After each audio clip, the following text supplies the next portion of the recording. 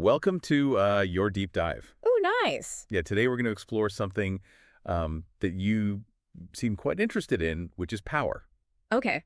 And not just that, like, I'm the boss's kind of power, but the subtler aspects of it. Right. So how it's gained, how it's held on to, and even how it can slip away. Interesting. We've got a whole stack of sources for you, everything from historical texts and biographies to analyses of figures like Louis XIV, Napoleon, Oh, wow. even Mao Zedong. Okay. So buckle up because we're going to answer some pretty intriguing questions. Right. Like, can you actually play dumb to get ahead? Interesting. Is generosity truly a strategic power move? Right. And how can mirroring someone's behavior give you the upper hand? I see. Hmm. Well, what I find really fascinating about all the sources you've gathered is they all kind of point to the same idea. Okay. Power being multifaceted. Right. So it's not just about brute force, right? Right. It's a really complex interplay of personality, strategy, and even symbolism. Okay. And what's really interesting is that these same dynamics play out whether you're talking about emperors or con artists. That's true. Yeah. So let's dive right into our first section, which focuses on how new leaders often have to kind of break with the past. Right. I was reading about Alexander the Great, and his relationship with his father Philip was, well, intense. Yeah. He spent his life trying to kind of outshine Philip, whether it was conquering Persia or that whole Gordian knot thing. I'll remember that. Oh, yeah. Yeah. It's just like, how do you top that? Right. Well, Alexander seemed to understand instinctively that to really secure his own power, he couldn't simply be a continuation of his father. Right. He had to forge his own path, create his own separate legacy. Right. It's almost like a primal struggle, isn't it? Yeah. This need to differentiate yourself from the powerful figure that came before you. Yeah. And it's not just about individual ambition either. Right. It seems like there's a real symbolic aspect to it as well. Yeah. Like Louis XIV were rejecting the Louvre, which was this traditional seat of power, in favor of building Versailles. Yeah, building Versailles was a very deliberate statement. It was Louis XIV saying, this is my era. Right. And he was physically separating himself from the past rulers. Right. And I'm sure that wasn't lost on the people of France. It's such a power move. Yeah. But then you have someone like Augustus who succeeded Julius Caesar. Instead of trying to outdo Caesar's flamboyant personality, he went for this simplicity and austerity. It's almost like he was hitting the reset button on Roman values. I see. Well, Augustus understood that context really matters. Okay. So to really establish his authority, he needed to project an image that resonated with what people were anxious about at the time. So he gave them stability, not spectacle. So it's not always about being bigger and bolder than your predecessor, is it? No. It seems like you can be just as effective to go in the totally opposite direction. Yes. But doesn't that kind of make inheriting power a bit of a trap then? Right. You're always having to define yourself against the person who came before you? That's exactly the challenge. Right. And we see this play out in figures like Mao Zedong as well. Okay. His relationship with his own father was incredibly complex. And some argue that those same dynamics of rebellion and control played out in his political career. I see. So what does all this mean for the rest of us? Right. I mean, most of us aren't going to be emperors or revolutionary leaders. Right. It's a reminder that even in our own lives, we may find ourselves wrestling with the legacies of those who came before us. Okay. Whether it's our parents, mentors, or even the institutions that we're part of. Okay. The key is to recognize those influences and then consciously choose how we want to define ourselves. So to truly own your power, you have to step out of the shadow of your predecessor. Yes. But beware of becoming the very thing you fought against. Yeah, right. Wow, that's powerful. Yeah. Okay, let's shift gears a bit. All right. We've got this whole section on playing dumb to gain power, Okay. which, to be honest, sounds a little counterintuitive. Yeah, it is. No. But when it's done right, it can be incredibly effective. Okay. Take the story of Asbury Harpending and the diamond mine, right? Right. This guy receives a telegram about a diamond mine out in the West, and he thinks it's a joke. Okay. But then Baron Rothschild, one of the richest men in the world, sees potential. Oh, interesting. He knew, you see, that America was full of surprises. Okay. And of course, it was all an elaborate scam, right? Yeah, yeah. These prospectors, they salted this fake mine. They even got Tiffany & Co. involved. Just to make it look legit? The whole thing was a carefully orchestrated performance, and it worked. Okay. Because the prospectors, they understood this key psychological principle that people love to feel intellectually superior. Right. So by playing the sucker, they disarmed everyone, made themselves seem totally harmless. It's like you said earlier, power is about playing the right role at the right time. Yeah, yeah. But isn't playing dumb kind of risky? What if people actually believe you're incompetent? Oh, it's a very delicate balance, for sure. Right. You have to be convincing enough to lower people's guard. Right. But not so much that they just dismiss you entirely. Right. Yeah. The key is to control the narrative. Okay, so it's not really about being dumb. It's about controlling how people perceive you. Yes. Okay. Yeah. That makes me think of that 19th century Japanese minister, Hara Masayoshi. Okay. And his strategy of, like, surrendering to Western influence. Right. On the surface, it looked like Japan was giving in. Yeah. But they were actually playing the long game. Okay. They were very selectively adopting Western knowledge and technology with the aim of ultimately surpassing the West. So they were using the West's strength against them. Exactly. Brilliant. Yeah. It completely flips the script on what it means to be powerful. It does. And speaking of flipping the script, I was really intrigued by the concept of the courtier. Okay. That idea of navigating power through indirection. Right. The courtier, they embody a different kind of power. Okay. One that thrives in ambiguity. Okay. It's not about wielding authority directly, but about influencing those who do. Okay. Flattery is one tool, Right. but it's much more than that. Okay. It's about self-awareness, emotional mastery, and this ability to adapt to any situation. So instead of battling for power head on, you're almost sidestepping it. Yeah. Using these subtler tactics to get what you want. Exactly. Think of it as power by osmosis. Okay. You're not trying to seize control. You're subtly shaping the environment to your advantage. Okay, but how does that actually work in practice? Right. What are some of the skills that a courtier needs to master? Well, first and foremost is self-observation. Okay. Can you see yourself as others see you? Do you come across as genuine or desperate? Okay. And then there's emotional mastery. Okay. So that's the ability to control your outward reactions, whether you're masking anger or feigning enthusiasm. That's something I definitely need to work on. Yeah. I know I've let my emotions get the better of me in situations where I should have just stayed calm and collected. Yeah. We all have. Okay. And then finally, there's this art of creating a powerful persona. Right. It's about consciously crafting the image that you project to the world. Okay. So it's a role that commands respect and attention. It's like building your personal brand, isn't it? It is. This is starting to sound less like Machiavelli and more like self-help. But I can definitely see how understanding these dynamics could be really helpful. Yeah. In any situation where you're dealing with people and power. It's fascinating how we've been talking about power as this, individual pursuit. But what about the power of the group? Right. There's a whole section here about cults and how group dynamics can be, manipulated. Yeah.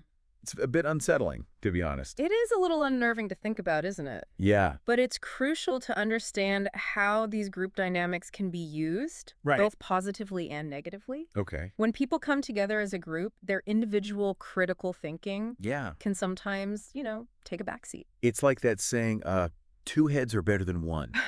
Unless they're both idiots. Yeah, exactly. There's this strong pull towards conformity. Right. A desire to kind of align your beliefs with those of the group. And that's where things can get a little tricky because that same drive for belonging can be exploited by, charismatic leaders or even cult figures. Well, and cults are masters of spectacle, right? Absolutely. Creating these dramatic rituals and displays that make people feel like they're part of something bigger than themselves. They understand the power of symbolism, of creating a shared experience that really binds people together emotionally. It's like that story we were talking about earlier with Reb Fievel chasing the sea monster. Oh, right. Oh my gosh, yes. Yeah.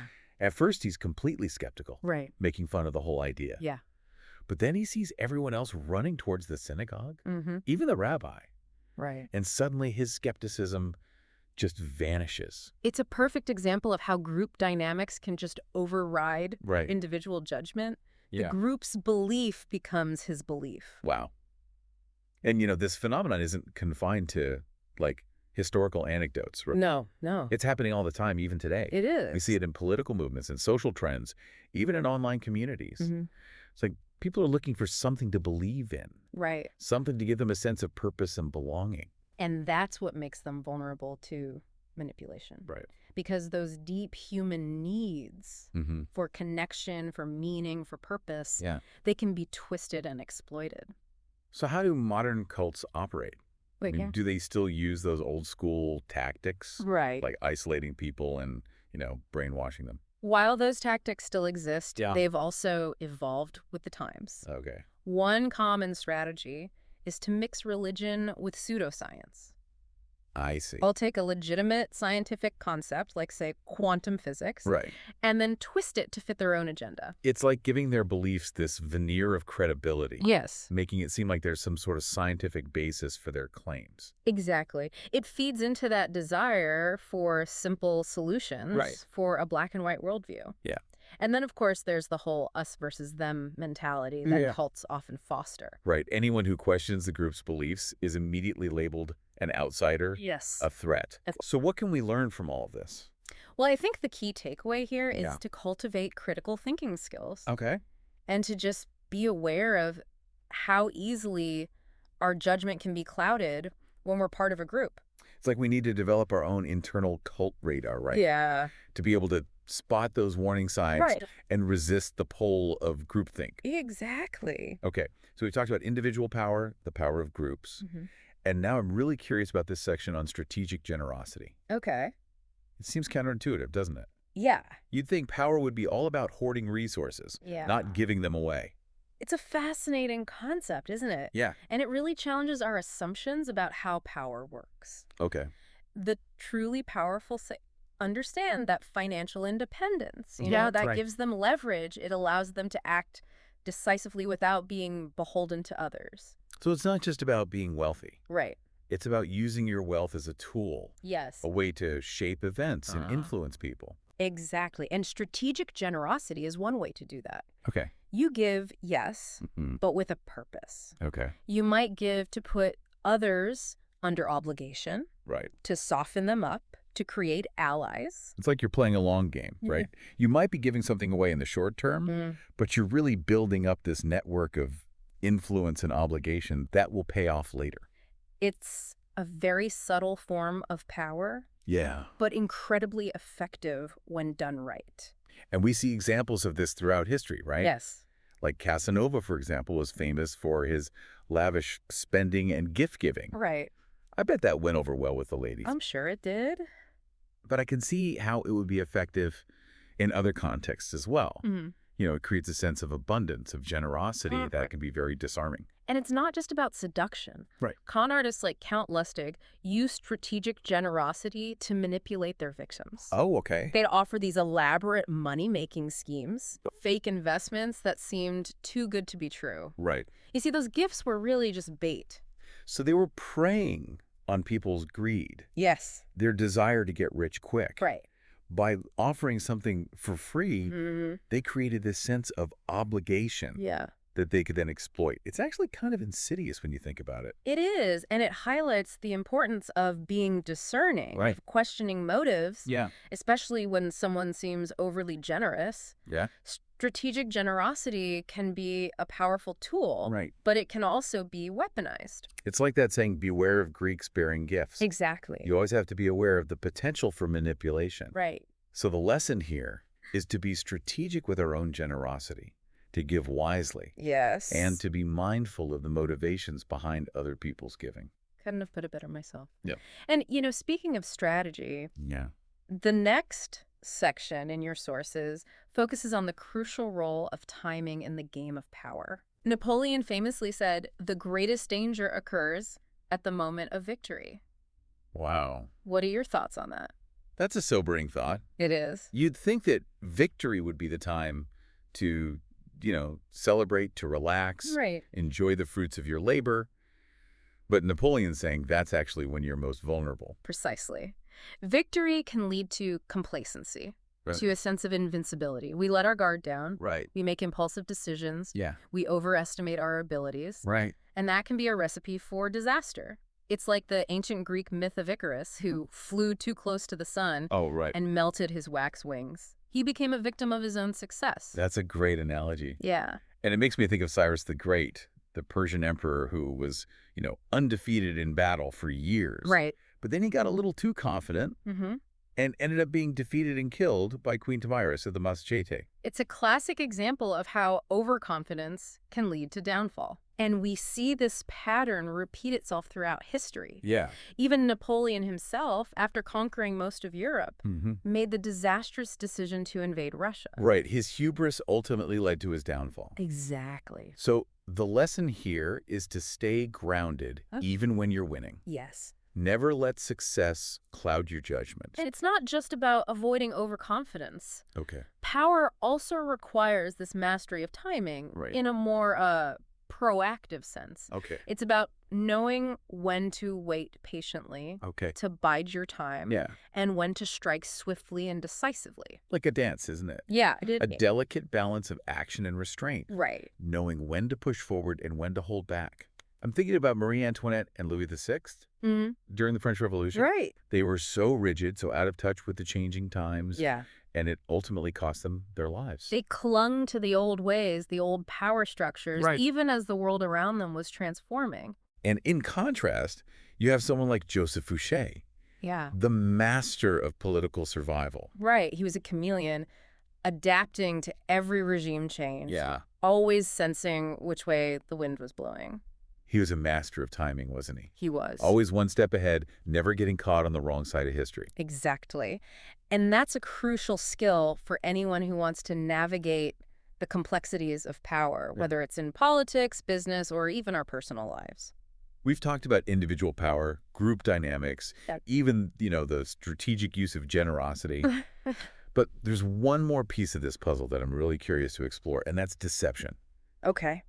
It seems like in every story we've looked at, there's this element of illusion, of creating a facade. It's almost like a magic trick. Right. You're kind of misdirecting people's attention so they see what you want them to see.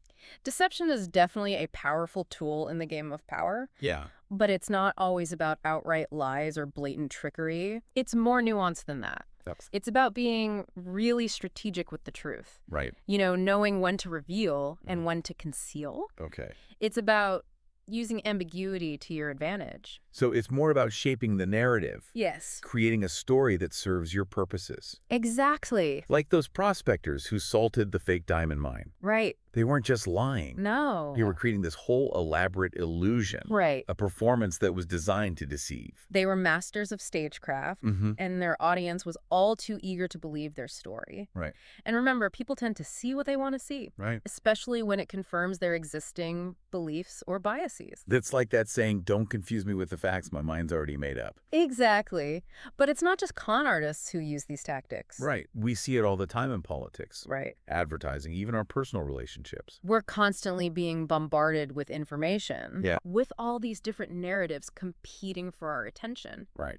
And a lot of that information is designed to influence us, to shape our perceptions and beliefs. So it's not just about being aware of the deception then. Right. It's about being able to see through it. Yes. To really discern the truth from the spin. Yeah. Do you think everyone has the capacity for this kind of discernment? Or is it a skill that needs to be developed?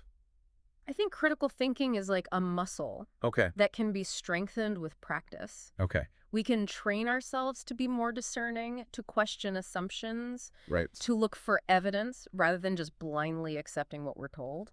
So it's about becoming more conscious, I guess, of the information that we consume and how it's being used to influence us. Exactly. But let's get back to deception for a sec. Okay. Is there a way to, use deception ethically? Or is it always kind of a negative tactic? It's a tricky question, isn't it? Yeah. Because even small, seemingly harmless deceptions, they can erode trust and have these unintended consequences. Yeah. But I think there are times when a strategic omission or a carefully crafted narrative can be used for good. Like if you're trying to, protect someone from harm. Right. Or you're trying to negotiate a better outcome for a group of people. Exactly. It's about intentionality. Right. Using these tools responsibly and with awareness. And it's important to remember that deception, even when it's used with good intentions, can backfire. Of course. If you're caught in a lie, it can damage your credibility and make it harder to achieve your goals in the long run. Absolutely. That's a high-stakes game. It is. And you have to be willing to accept the consequences if your deception is exposed. Yeah. And speaking of high stakes, we've covered so much ground in this deep dive. We have. From, the psychology of leadership to the art of deception. It's been a fascinating journey. I feel like I'm seeing power dynamics everywhere now. And that's the point, isn't it? Yeah. To help you become more aware of these forces at play, both within yourself and in the world around you.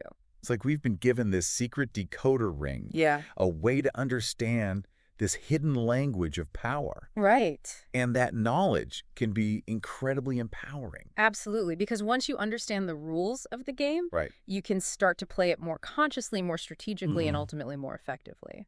So we've talked about gaining power, maintaining power, even the potential pitfalls of power. Right. But the question I'm left with is this. What do we do with this knowledge? Right. How do we use it to create positive change in our lives and in the world? That's the real challenge, isn't it? It's not enough to simply understand the dynamics of power. Yeah. We need to use that understanding to actually create a more just and equitable world. It's about using our power. Right. Whether it's individual or collective power. Yes. To uplift others. To advocate for what's right. To make a difference. It's about recognizing that power is not inherently good or evil. Right. It's a tool. And it's up to us to use it wisely. I couldn't have said it better myself. The most powerful move we can make is to choose how we wield our power. Right. With awareness, compassion, and a commitment to making the world a better place. Well, thank you for joining us on this deep dive into the nature of power. It's been a fascinating journey. Yes. And I hope you've come away with some valuable insights. Yes. And a renewed sense of your own power to create positive change.